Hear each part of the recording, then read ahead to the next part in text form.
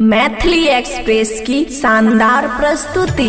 उगु उगु सूरज देवा भेलै अरग के बेरा। उगु उगु सूरज देवा भेलै अरग के बेरा। खुशी रिकॉर्डिंग स्टूडियो बलुआहा।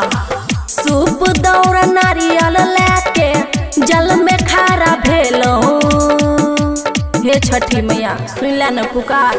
सूप दौड़ नारियल लेके जल में खारा भेलो तो उगु उगु सूरज देवा भेलै अरग के बेरा। उगु उगु सूरज देवा भेलै अरग के बेरा। दूध पिया के बेटी घर छोड़ अइलो तो उगु उगु सूरज देवा भेलै अरग के बेरा। उगु उगु सूरज देवा भेलै अरग के बेरा। मिक्स बाय अमन अक्के।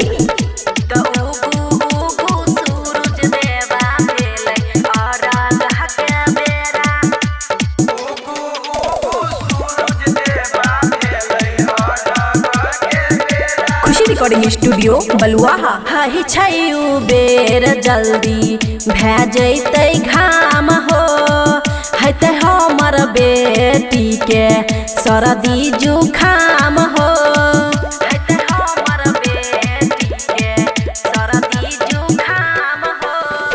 है छैउ बेर जल्दी भै जैतै घाम हो।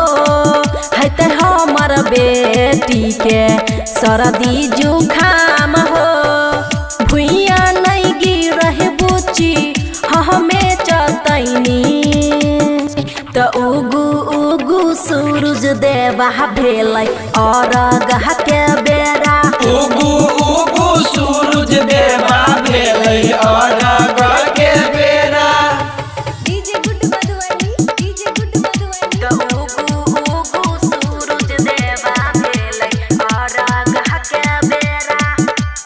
उगु उगु सूरज देवा भेलै अरग के बेरा। खुशी रिकॉर्डिंग स्टूडियो बलुआहा। पूजा करे हमरा लालसा लागल रहे खूब हो। माई जनमल कई हमारा पत्थर पे दूब हो। माई जनमल कई हमारा पत्थर पे धूप हो। पूजा करे हमरा लालसा लागल रहे खूब हो। माई जनमल कई हमारा पत्थर पर दूब हो।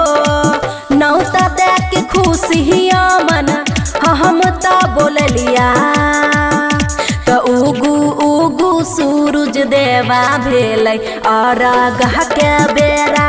उगु उगु सूरज देवा भेलै अरग के बेरा। उगु ने खुशी रिकॉर्डिंग स्टूडियो बलुआहा।